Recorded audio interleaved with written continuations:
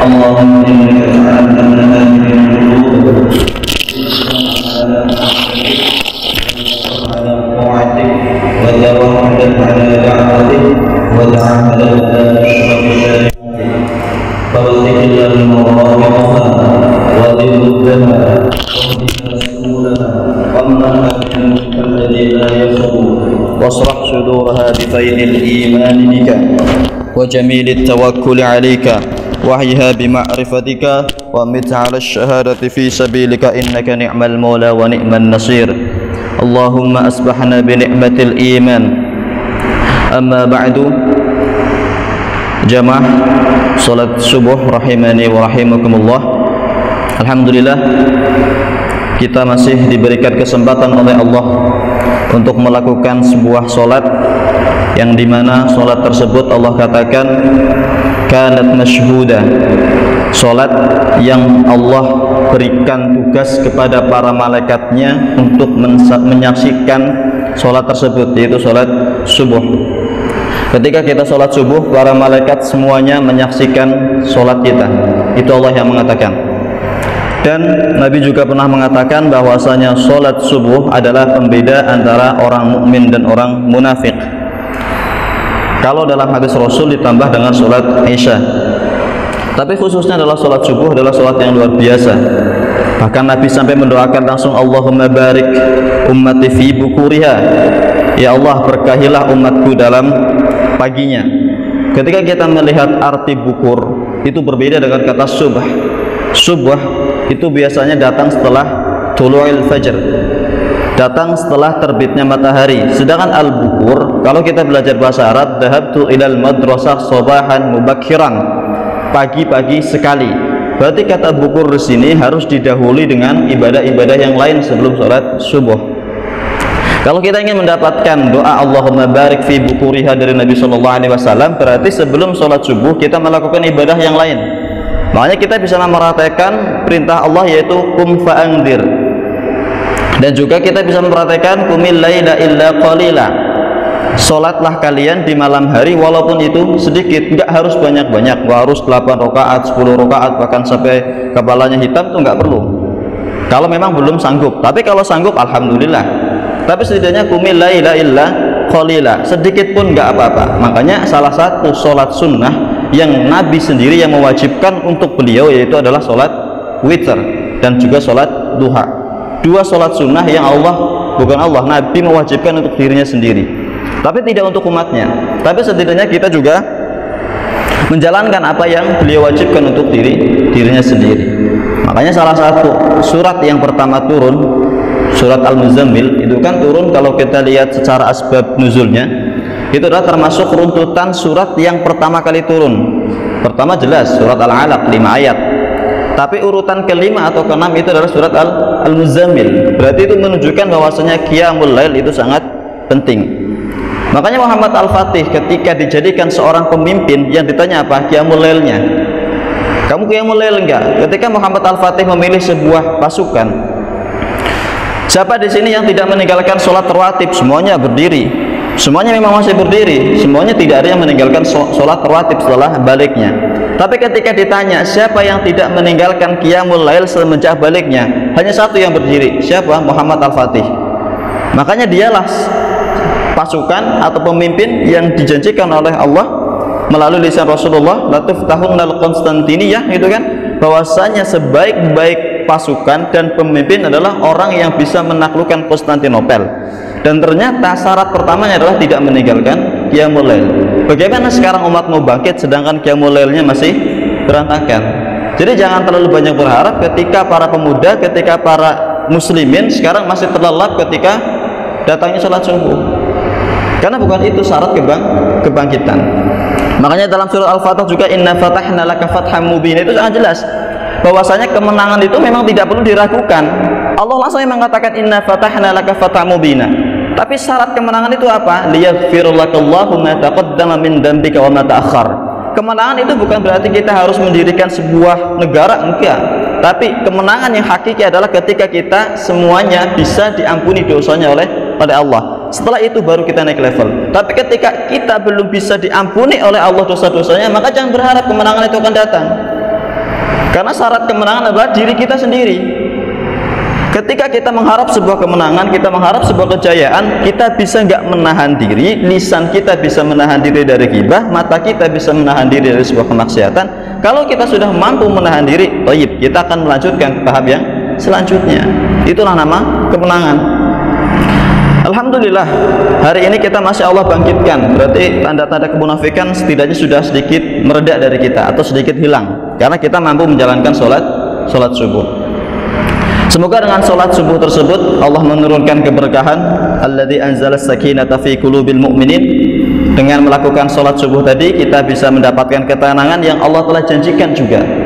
Berapa banyak janji Allah dalam Al-Quran, tapi sayang kita tidak pernah ambil janji-janji tersebut. Dan apakah kita meragukan janji Allah? Kan enggak seharusnya. Apa ada di sini yang meragukan janji-janji Allah? Kalau masih ada orang yang meragukan janji-janji Allah, itu dipertanyakan imannya. Tapi Allah sudah banyak sekali janji dalam Al-Quran yang itu semuanya pasti akan terjadi. Tapi masalahnya sekarang sedikit sekali orang-orang yang mengambil janji tersebut. Makanya wajar orang yang bersyukur itu adalah termasuk orang-orang yang langka. La tajidunna aktsarakum syakirin. Tidak bakal kamu menemukan kebanyakan dari manusia itu adalah orang-orang yang bersyukur. Itu sedikit sekali orang-orang yang bersyukur. Makanya jadikanlah diri kita adalah termasuk orang-orang yang langka tersebut. Jangan sampai kita merasa tenang, merasa nikmat dengan sesuatu yang kita lakukan sekarang tanpa kita pernah mengoreksi diri sendiri. Kalau seandainya kita, ayolah kita bermimpi, boleh, kita berharap, boleh, tapi ingat, kita mau perang harus ingat benteng juga. Kita mau perang, kita harus punya senjata juga. Nah, kita sekarang mau perang nggak punya senjata kan repot, bunuh diri namanya.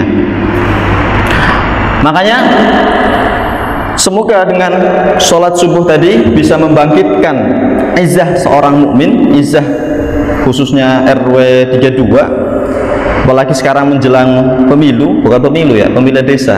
Tadi malam saya tanya sama Pak RW, katanya tanggal 20 ya, 20 Desember. Nah, coba kita bahas. Ada gak sih arahan dari Al-Quran tentang pemilihan kepala desa? Ada, harus ada. Coba kita ntar bahas bagaimana kita memilih kepala desa yang memang Allah sendiri yang perintahkan dan Allah sendiri yang menjanjikan. Coba kita ambil dah, karena sudah mendekati. Sekarang sudah tanggal berapa? Sekarang sudah tanggal 29, berarti sebentar lagi kita pemilihan. Ayo kita coba belajar dari Al-Quran, bagaimana Allah memilih kriteria pemimpin-pemimpin yang baik. Kemarin Pak Dedi, kiai kita, meminta saya untuk menggantikan. Gak tahu siapa yang digantikan Pak Dedi?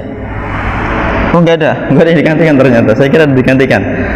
Untuk mengisi, bukan mengisi lah, untuk berdiskusi tentang sebuah materi. Beliau mengatakan terserah antum. Saya bingung kalau terserah. Makanya saya coba mencari sebuah ayat yang disitu berkaitan dengan kehidupan sekarang. Saya coba ambil ayat yang tadi saya coba baca di sholat subuh tadi, yaitu tilkar rusulu faddalna ba'dahum ala ba'd. Ini sebuah ayat yang sebenarnya turun setelah adanya kejadian Talut dan Jalut. Ini biasanya sering dilantunkan ayat ini ya pada dia. Dan semuanya saya sering tuh jamaah alamin mendengar imam membacakan ayat tersebut, tilkar rusulu faddalna. Makanya tadi saya coba baca juga. Di situ kalau kita lihat runtutan ayat tersebut adalah ketika kejadian Talut dan Jalut. Tapi sebelum kita lari dalam kejadian Talut dan Jalut, kita coba lihat dulu apa sih hubungannya Talut dan Jalut dengan kehidupan sekarang. Sangat-sangat berhubungan. Allah tidak mungkin mengkisahkan sebuah kejadian zaman dahulu kecuali itu bermanfaat untuk umat selanjutnya. Nggak mungkin. Bahkan hatta Fir'aun pun dikisahkan dalam Al-Quran pasti ada manfaatnya buat kita. Mereka adalah orang-orang yang luar biasa zalimnya, tapi pasti ada manfaatnya untuk kita. Coba kita belajar dari kisah tersebut. Tapi bukan untuk kita tiru, enggak, tapi untuk kita ambil pelajarannya. Kita coba masuk ke tilkar rusul faddalna ba'dahum ala ba'd. Sesungguhnya sebagian dari rasul telah kami unggulkan dibandingkan rasul yang lain. Di antara rasul dengan rasul yang lain juga Allah lebihkan Nabi Muhammad mungkin lebih unggul daripada Nabi Musa, dan seterusnya. Setiap nabi ada kelebihannya masing-masing, dan setiap kita pun pasti ada kelebihannya masing-masing. Nggak mungkin semuanya itu jelek, nggak mungkin. Hatta pengemis di pinggir jalan pun pasti ada kebaikannya. Jangan kita menganggap seorang yang mengamen di pinggir jalan terus itu tidak ada kebaikannya. Wallahi, itu nggak benar. Pasti ada kebaikannya. Dari sisi mana kita nggak tahu. Mungkin dari sisi kesabarannya, mungkin dari sisi ketawaduannya, mungkin dari sisi yang lain. Mungkin ya kita bisa sholat jamaah di masjid dengan baju yang rapi. Mereka ketika sholat dan bisa sholat tepat waktu walaupun mereka dengan baju yang kotor, itu udah luar biasa. Karena kan sholat tidak dilihat juga dari penampilan. Makanya jangan pernah kita melihat seseorang hanya dari sebelah mata. Rasul saja seperti itu, ada kelebihan antara Rasul yang satu dengan Rasul yang lain, apalagi manusia biasa. Pasti mempunyai kelebihan, nggak mungkin nggak. Mungkin yang satu jadi RW, yang lain walaupun nggak jadi RW, nggak jadi RT, bahkan nggak jadi lurah, pasti mempunyai kelebihan. Tukang sapu di pinggir jalan pun pasti ada kelebihan. Coba kalau tidak ada yang nyapu, kotor semuanya. Tukang sampah pun mempunyai kelebihan. Apalagi kita, antum-antum semuanya yang Allah berikan banyak sekali kelebihan. Bisa nggak, pertanyaannya, memanfaatkan kelebihan tersebut? Kalau masalah kelebihan, semuanya mempunyai kelebihan. Hatta hewan pun mempunyai kelebihan. Kalau kita mengatakan sebuah kelebihan, semuanya mempunyai kelebihan. Tumbuhan mempunyai kelebihan, hewan mempunyai kelebihan. Apapun yang Allah ciptakan, nggak mungkin nggak ada kelebihannya. Hatta hewannya diharamkan oleh Allah, yaitu babi dan anjing pun mempunyai kelebihan. Kalau kita mau mencari kelebihan, tapi itu ketika kita melihat hanya sebatas kelebihan, kita nggak ada bedanya sama hewan. Tapi kita yang penting adalah bisa nggak memanfaatkan kelebihan yang telah Allah berikan. Misal, seorang presiden mempunyai kelebihan apa? Tanda tangannya. Bagaimana seorang presiden bisa memakmurkan rakyatnya dengan tanda tangan? Jangan sampai seorang presiden yang telah Allah berikan kekuasaan justru malah mendolimi rakyatnya. Justru malah seorang menteri bisa mendolimi rakyatnya. Hanya dengan lobster bisa bermasalah. Padahal dia sudah mempunyai kekuasaan. Dia sudah dilebihkan dari orang lain. Jatah menteri itu berapa sih? Jatah presiden cuma 1. Jatah menteri berapa sih? Kan nggak banyak. Dari beberapa juta orang dia yang dipilih, tapi dia tidak bisa memanfaatkan. Makanya kalau kita cuma lihat tentang kelebihannya, tapi kita tidak bisa melihat tentang kemanfaatannya, itu berat. Nah, orang yang bisa memberikan kemanfaatan itu orang yang kelebihannya banyak. Semakin banyak kelebihan, seharusnya semakin banyak manfaat. Tapi ternyata di negeri kita belum bisa seperti itu. Semakin banyak kelebihan, dia semakin banyak korupsi. Itu penyakit kita. Dan korupsi jangan sampai kita kategorikan hanya terhadap uang. Ayat wailul lil mutaffifin itu tidak cuma berkaitan dengan jual beli. Wailul lil mutaffifin iya diturunkan untuk jual beli, tapi itu tidak cuma berlaku untuk jual beli. Itu kan ayat dasar tentang korupsi. Celaka bagi orang-orang yang mutaffif, curang. Dalam berbicara, ketika kita melebihkan sebuah kata, kita mendengarkan sebuah berita dari seorang, terus kita lebihkan, kita kasih bumbu, berarti kita sudah korupsi. Dan berarti kita juga termasuk orang-orang yang wail. Dalam segi makanan pun, Allah mengatakan melalui lisan Rasul Shallallahu Alaihi Wasallam, sepertiga untuk makanan, sepertiga untuk minuman, sepertiga untuk nafas, kan? Itu kata Rasul. Ketika kita berlebihan dalam makan pun, berarti kita telah wail, kita telah mutaffif. Begitu juga dalam semua hal. Ketika kita berlebihan, ketika kita tidak sesuai takaran, berarti kita telah mutaffif. Makanya hati-hati, jangan sampai ketika kita membaca wailul mutaffifin, ayat yang sering dibaca juga dan hafal semuanya, insya Allah kita tidak bisa mempraktekannya. Dalam memuji-muji orang terlalu berlebihan itu juga bahaya. Apalagi sekarang nih, hati-hati. Musim-musim seperti itu musim-musim fitnah. Kita menjelekan calon satu dengan calon yang lain. Kita memuji-muji calon kita yang kita puji-puji. Toib, kita keluarkan kebaikannya, tapi jangan terlalu mengagung-agungkannya. Karena paslon satu, paslon dua pasti mempunyai keistimewaan masing-masing. Tapi tugas kita adalah memilih yang terbaik. bukan menjatuhkan. Jangan sampai ketika kita mengagungkan, ketika kita memuji, terus kita mencoba untuk mengumumkan kepada teman-teman kita, kepada masyarakat supaya memilih si fulan, terus kita menjelekkan calon yang lain, itu salah. Itu sangat-sangat salah. Semenjak kapan aib seorang mukmin itu dihalalkan untuk disebarluas? Semenjak kapan aib seorang mukmin itu halal untuk dibincangkan di tempat layak? Gak ada. Kita boleh memilih, kita boleh mengagungkan seseorang, kita boleh lah. Si fulan orang baik, si fulan ini. Tapi ingat, jangan sampai kita memuliakan satu orang dan menjatuhkan satu yang lain. Wallahi, jangan sampai terjadi. Kalau kita dalam pemilihan sudah sampai seperti itu, ya jangan harap kita mendapatkan pemilih atau pemimpin yang baik. Dari caranya itu sudah salah. Dari caranya sudah salah. Dengan cara menjatuhkan, membuka aib seseorang mukmin itu sudah salah. Makanya jangan terlalu banyak berharap mendapatkan pemimpin yang baik yang bisa menjadikan baldatun thayyibatun wa rabbun ghafur. Bagaimana Allah akan mengampuni? Wa rabbun ghafur, bagaimana Allah akan memberikan ampunan kepada desa tersebut? Caranya sudah salah, membuka aib.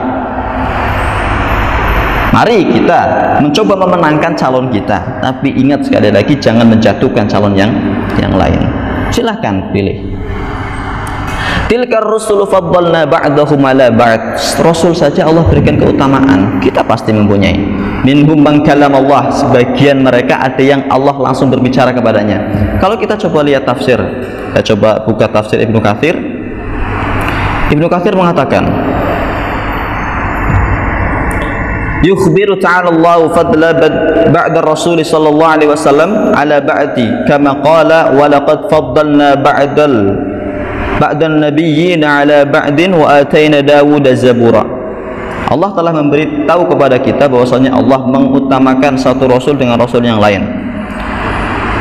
Surat Al-Isra ayat 15. Wa qala hahuna, dan dikatakan juga dalam ayat ini tadi, tilkar rusulu faddalna ba'dahum ala ba'din minhum man kalam Allah, yakni Musa wa Muhammad wa kadzalika Adam. Kama warada bihi al-hadis al-marwi fi sahih Ibnu Hibban an Abi Dar radhiyallahu anhu. Minhum man kalam Allah, dalam tafsir Ibnu Katsir dikatakan di situ ada Musa, ada Muhammad, dan juga ada Adam. Kapan Musa berbicara dengan Allah? Ketika di atas bukit Tur. Kapan Muhammad berbicara dengan Allah? Ketika Isra dan Mi'raj, yaitu ketika di langit pertama bertemu dengan Adam, terus di langit yang ketujuh bertemu dengan Ibrahim alaihissalam. Dan kapan Adam berbicara dengan Allah? Pasti orang beliau adalah alumni surga, pastilah pernah berbicara dengan Allah. Wa rafa'a ba'dahum darajat. Dan ini yang perlu kita garis bawahi. Wa rafa'a ba'dahum darajat, dan sebagian di antara mereka ada yang Allah angkat derajatnya. Ada 25 nabi yang kita ketahui dan rasul, walaupun sebenarnya lebih, tapi yang wajib kita ketahui ada 25. Apakah 25 ini statusnya sama? Apakah antara Muhammad, Adam, dan seterusnya itu adalah sama? Enggak, beda. Bahkan seorang nabi yang hidup satu zaman pun berbeda tingkatannya. Antara Nabi Harun, Nabi Musa, dan Nabi siapa yang terakhir, yang tiga, yang sebagai gurunya? Khidir. Itu kan beda statusnya. Ada Nabi Musa, Nabi Harun, Nabi Khidir. Itu kan satu zaman. Satu zaman, tapi tingkatannya berbeda. Nabi Musa diberikan kelebihan apa? Pinter berdakwah, tapi ngomongnya pelo, karena beliau pernah kecelakaan ketika kecilnya, yaitu ketika mau dibunuh oleh Fir'aun. Fir'aun memberikan pilihan antara makanan dan api. Ternyata Musa memilih api, karena itu juga wahyu dari Allah. Kalau seandainya memilih makanan, pastilah akan langsung dibunuh oleh Fir'aun. Tapi ternyata memilih bara api, yang sehingga membuat lidahnya pelo, ngomongnya tidak jelas.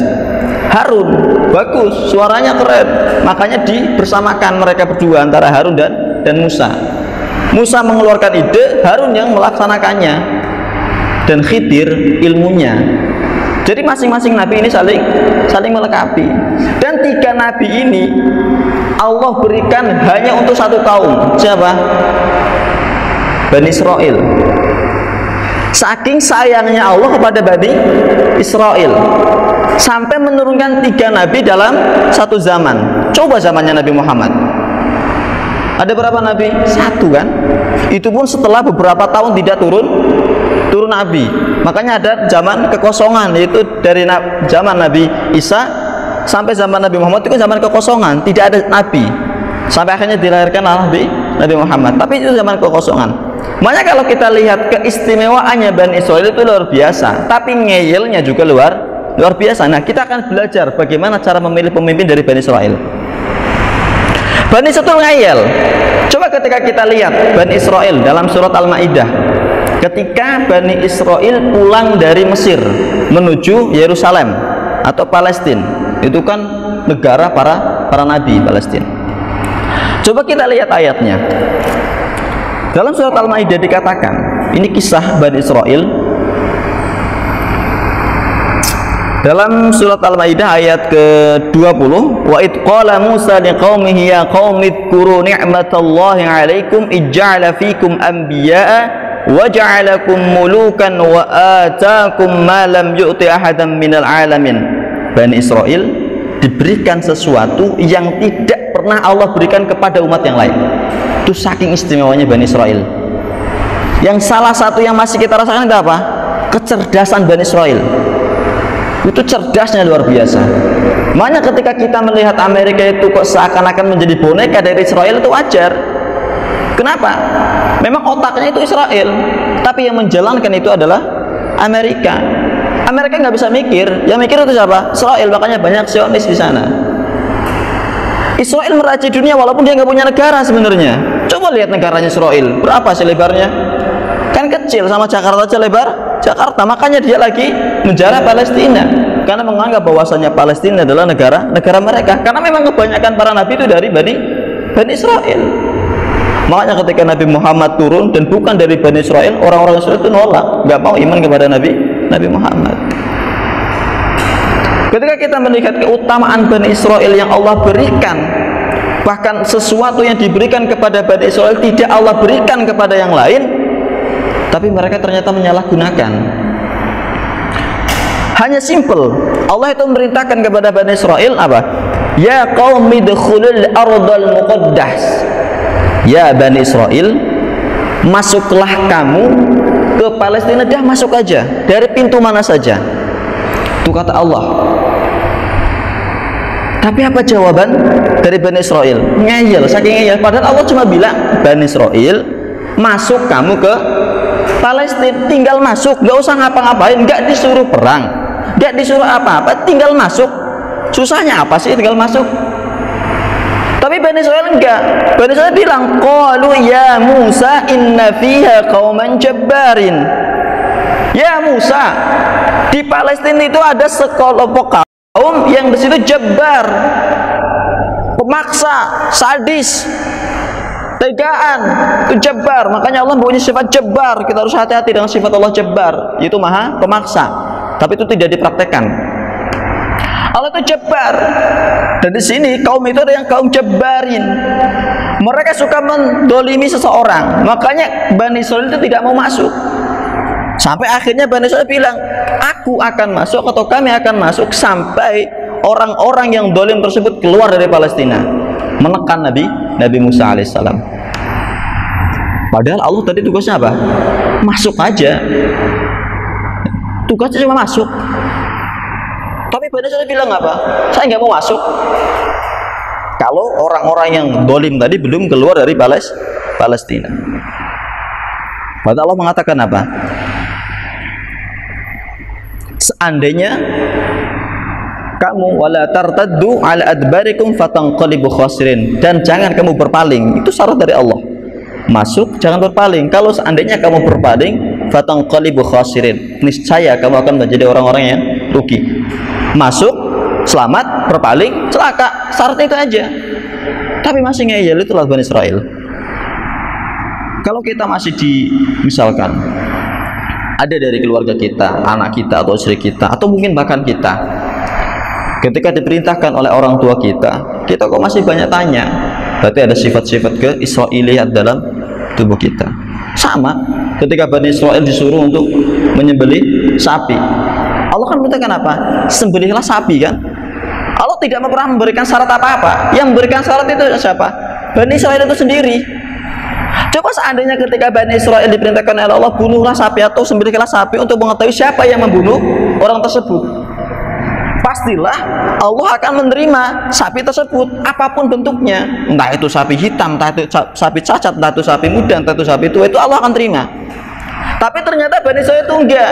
Ya Allah, tolong jelaskan kepada kami sapi seperti apa yang dimaksud. Padahal tugasnya cuma menyembelih, tapi masih bertanya, sampai akhirnya kan dipersusah oleh Allah kan. Sapinya warna kuning, dia belum pernah digunakan untuk mengembala, ya kan? Sampai akhirnya nemu tuh sapi tersebut, dan dihargai dengan berapa? Dihargai dengan dinar sesuai dengan kulit sapi tersebut. Mahal banget berarti. Padahal seandainya dia beli dengan sapi yang berharga 1 dinar pun cukup, tapi karena pertanyaan sehingga dipersulit oleh Allah.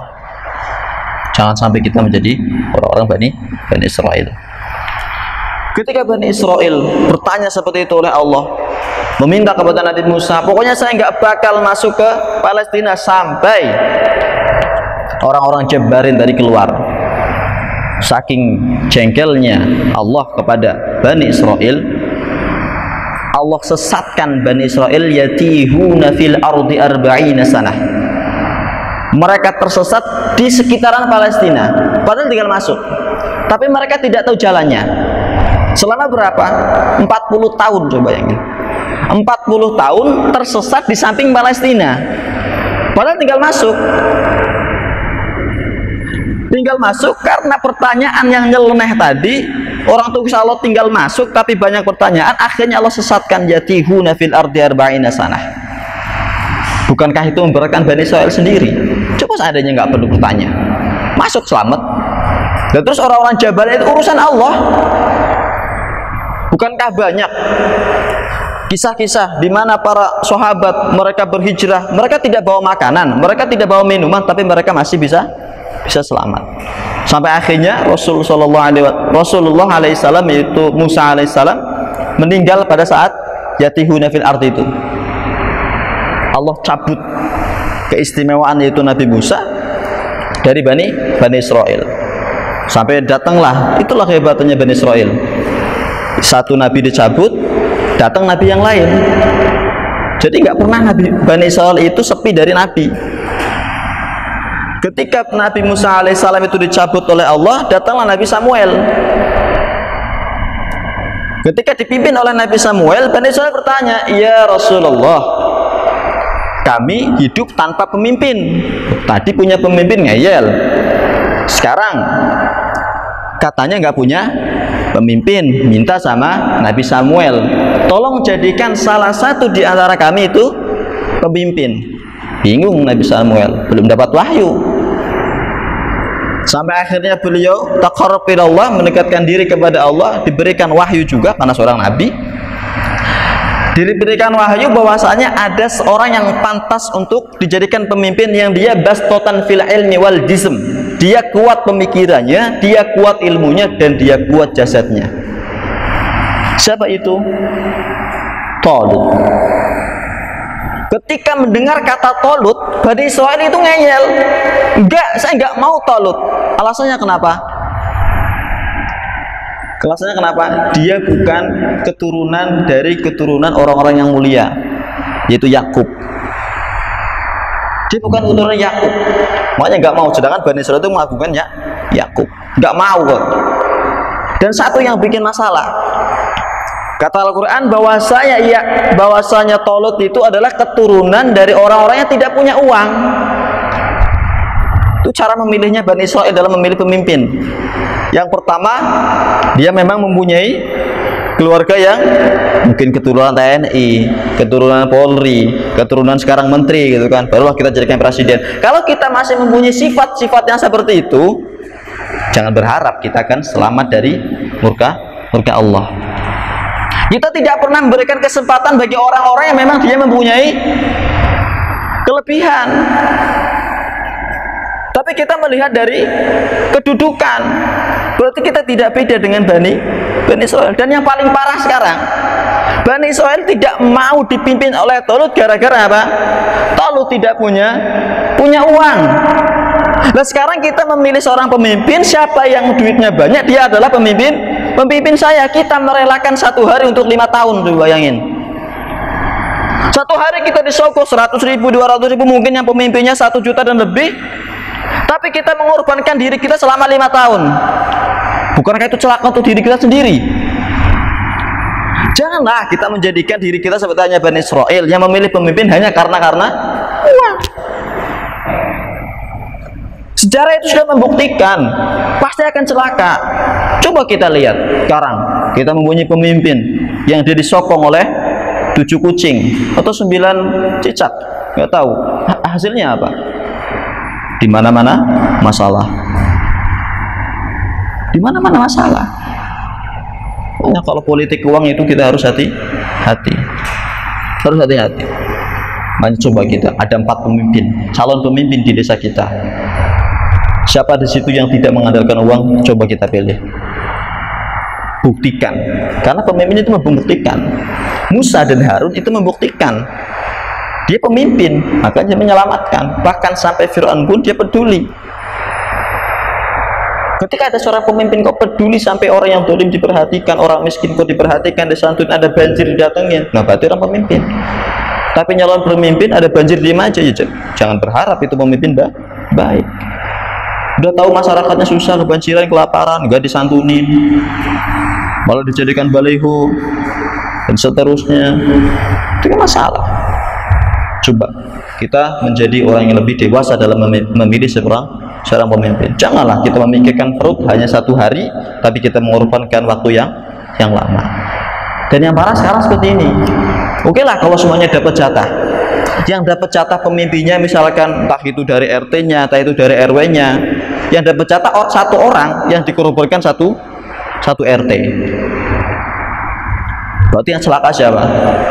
RT-nya. Di sini insya Allah nggak ada RT yang seperti itu. Apalagi Pak RW-nya insya Allah nggak. Tapi jangan sampai itu terjadi. Karena kisah itu pasti akan berulang. Apa yang dikisahkan dalam Al-Quran itu pasti akan terulang. Nggak mungkin nggak. Nah, sekarang kita mempunyai potensi untuk menjadikan Bojongkulur itu lebih baik. Ada potensi di situ. Ayo kita coba manfaatkan. Jangan sampai kita menangis, ya Allah kenapa saya pilih si fulan, sekarang akhirnya seperti ini. Mau minta bantuan aja susah, jalan rusak nggak dipikirin, kot mampet nggak pernah diperhatikan, dan seterusnya. Salah siapa? Yang milih siapa? Kan seperti itu. Makanya jangan banyak mengeluh, orang itu hasil kita. Kalau seandainya kita salah pilih, tapi semoga kita tidak termasuk orang-orang yang salah pilih. Kesempatan tidak bakal berulang 2 kali. Itu kesempatan yang luar biasa sebenarnya. Bahkan Nabi juga mengatakan, ada sebuah hadis, ikhtanim khamsan qabla khamsin, manfaatkan 5 hal sebelum 5 perkara. Itu kan suatu yang sudah dihafal seharusnya. Ikhtanim khamsan qabla khamsin. Yang pertama, sehat sebelum sakit, kaya sebelum miskin, longgar sebelum sempit, mati hidup sebelum mati. Itu kan harus kita manfaatkan. Nah sekarang kita lagi diberikan